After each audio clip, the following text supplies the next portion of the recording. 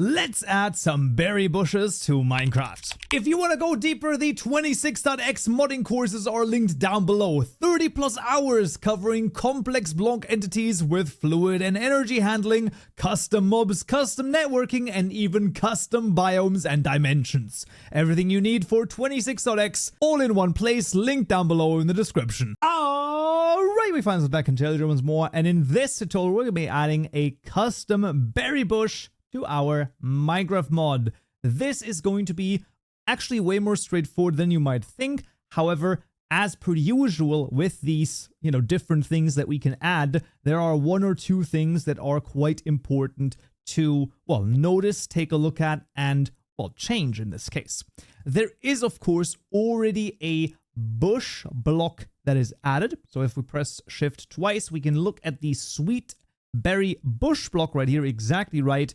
And this one is actually the one that we're going to take almost one-to-one, not quite though, because we will actually extend from it, because the, shape sapling, the shape growing, all of that is going to stay exactly the same, easy enough. However, there are two things that we will override, like two methods that will override: the get clone item stack, which of course is going to be the sweet berries, as well as the use without item method. We're going to basically sort of copy both of those, although we will change one tiny thing, and that is we're not going to use the block interact loot table. We'll just drop our custom item in this case, because in my opinion, if we just do the normal pop resource with our custom item stack, that's going to be plenty enough. But we'll get there when we get there. First of all, we're going to create that class. So in the block custom package, we're going to make the goji berry bush block over here, which will extend from the sweet berry bush block. There we go. And then we're going to hover over this, create constructor matching super. And then, like I said, the get clone item stack method, overriding that one, and the use without item method as well. For the time being, we're going to make a deliberate error on both, because we will need to actually implement the goji berries themselves before we can do anything with it. So first step is we're going to make the berry bush block. So in the mod blocks class, we basically can just duplicate the onion. Here, notice that I'm using, once again, the deferred register blocks dot register block right here, and I'm not calling the register block method directly. Reasoning for this is, of course, that the goji underscore berry underscore bush right here, this one, once again, has its block item, the goji berry themselves. So we'll add that in a second. This is the goji berry bush block. Let me double check. So we have this no collision is actually correct, I'm pretty sure. But once again, we can just test it out and take a look at this. So where is this used? Right here. Actually, it is used in the vanilla, in the blocks right here. There it is. There it is used. And we can see it has the no collision random ticks. That is all fine, and it actually has a different sound type. I was not aware that there's a sweet berry bush sound type. Look at that. I would have just given it the crop, but there we have it. And Instabreak is not correct right here, and the rest is fine. So that is the goji berry bush right here. Absolutely fantastic. And then for it, of course, we need the block item, which is going to be basically similar to the onion seeds, the goji underscore berry. However, here, of course, we run into some very interesting things sort of colliding with each other. And those things are, yes, this is a block item. Yes, this is the goji underscore berry. Easy enough. And of course, here, by the way, goji underscore berry underscore bush. Who always says, don't forget to change the name? I always say it, and sometimes even I forget it. That's why I keep reminding you, because I also sometimes need to remind myself. Here, we of course will change this to the goji berry bush for the block that is associated with this block item. And in the properties, here we get some very interesting things, because the goji berry, while it is number one, the thing to set down in order to grow more goji berry bushes, hold on a second, it is also the food item. So exactly, we're going to go to our mod foods over here, and we'll duplicate this over here, the food line for the goji underscore berry. Maybe this is going to look a little bit different. Maybe the nutrition is, a little bit less, and maybe the saturation is a little bit less. That's of course totally fine. We can do all sorts of different things here as well. we can think about, I mean, any number of things. In theory, you can also even make a consumable so that it's a little bit faster, because like obviously the goji berries might be a little bit faster, but you know, in our case, we're just going to add the normal goji berries right here. So .food, passing in the mod foods.goji berry right here, because once again, it is both a block item as well as in this case a food item. Really freaking cool. Let's add the goji berry to the creative mode tab, because that's the one thing that I could actually forget over here. There we go. And then finally, we can go to the goji berry bush block class again to actually finish this. The get clone item stack is very simple. We simply return a new item stack of mod items.gojiberry.get, and there we go. Now, the use without item method is slightly more complicated, but generally speaking, you will find that it's actually not that crazy. We're going to get ourselves the age property as an integer, as well as a boolean is grown, which is going to be equal to if the age is equal to 3. So far, this should be, I mean, super simple to understand and like literally not an issue whatsoever. All right. So if the age then is bigger than 1, we're going to do something. And if it is not bigger than 1, meaning it is 0, then we're going to do something else. And this else is going to be returning the super.use without item. And you can see it actually suggests this to us. We can take that suggestion perfectly. So in this is statement, we're going to have a count, first of all, which is going to be 1. So how many goji berries is this going to drop? Well, this is equal to 1 plus level get random dot next int 2 is exactly right. Yes, that's what we're going to do. And then we're going to call block.pop resource. So this is the pop resource over here. And this is actually almost correct, not quite, because the count here is going to change slightly. And that is if it's grown exactly. I mean, like sometimes the AI does think about this.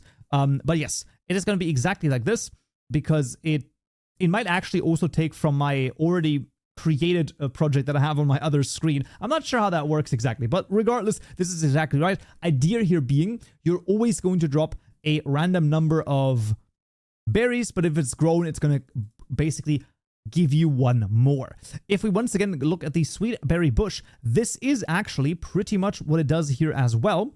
The difference here just being that the loot table that is built in basically is going to be using this. So you can see that the loot table right here now deals with this, where, you know, if it's at age 3, then you're gonna have a set count and things like that. So the same loot table that I think is almost the same loot table that you get when you break the block is now also the thing that you can harvest it with, because obviously with a berry bush, you could right click it and then harvest the block, which is interesting because it's a different thing than that works with normal crops, at least if you don't have a different mod installed.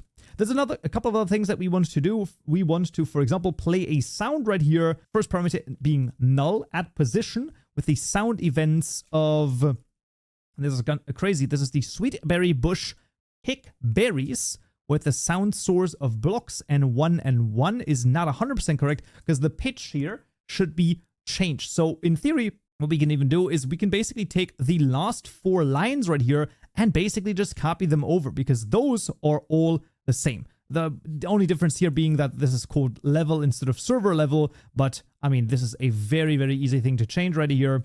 Not that big of a deal. And here we can see that the pitch here is randomized. The reason why a lot of different sounds are randomized is, let's say you have like a string of 20 goji berry bushes and you all right click them one after another. If it's always the same sound, like tick, tick, tick, tick, tick, tick, tick, tick, you're going to go insane. But with just this slight randomness in here, right, the slight randomness in pitch, it's going to sound like it is always a different thing. Very, very interesting indeed.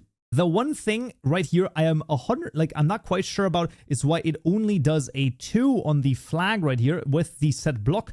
Probably because the game event does like somehow does this as well. Like it synchronizes this for some reason. But regardless, that's fine. And then here finally, we're going to do an interaction of success. So interaction result of success. Then there's no more error here either, and there we go. Now, as you can see, it does this a little bit differently, that it actually casts this to a server level, but in theory, this should function the exact same way. And that is the goji berry bush block class done. Of course, also available to you down below, so no worries there at all. We have the GitHub repository ready for you if you need it. Then we go to the data gen to the loot table. And then another question might be, well, if we're going to add a loot table to the goji berry bush anyways, why didn't we use the harvest loot table? Because this is a harvest loot table and we would need a whole other class for it, and it would go under a different loot sub provider. And just for one, I just don't think that that is worth it in this case. Regardless, how is the goji berry bush going to look like? Well, it's going to look like exactly like the sweet berry bush, because we're going to go to the vanilla block loot class right here, and we're going to take this entire segment over here and copy it, and then we're going to go to our mod block loot table provider and paste it in, and then change the a lot of the way that this is written, because I absolutely hate the way that this formatting is done. But that's just me. You know, if you like it, you can of course absolutely leave it like that. There's no issue with that whatsoever. I believe I could. Is this better readable? I'm not 100% sure, but I think we're fine. Here, the first thing to do, of course, is change the sweet berry bush to our custom one. Super important, because if we don't do that, then I mean, it's just gonna lead to all sorts of issues. So the 3 mentions of the sweet berry bush changes, and then the 2 mentions of the items also change to the goji berry over here. In this case, goji berry, and then here also goji berry. You will then also find that there's an enchantments thing, I guess, that is being used right here. Not an issue whatsoever. What we want to do here is just go to the, I mean, I guess the top of the class or the top of the method would work, and that is going to be a var. So we're going to have a var right here, which is going to be enchantments equal to this.registries.lookup or throw registries.enchantment. What this enables you to do, this is a holder getter. So, well, this is a holder lookup of registry lookup. Okay, fair enough. But the idea being that you can basically look up certain enchantments in this case, and we can say, hey, we want to add the fortune enchantment here to this loot table. Remember, this is a data gen class, meaning that this is all writing out a JSON file, and via this, via the holder lookup, it can basically look up, hey, does this enchantment exist? And then we want to reference this particular enchantment, and then it just, you know, it uses the name, the key for it, things like that, and that just makes it all work. It looks super complicated, but generally is not as crazy. And yeah, this is now going to drop exactly the same way, right? If we're at H3, it's going to drop between 2 and 3. If it's going to be at H2, we're going to drop 1 or 2. And that is the same idea as this, right? So if we are on an H0 or 1, we don't do anything. If it's bigger than 1, meaning we're H2 or 3, then we also drop some stuff. It's almost the same thing as right here. So theoretically, we might even be able to take this particular loot table, but right now, because we're not really taking any keys for our loot tables, I think setting it up like this is totally fine.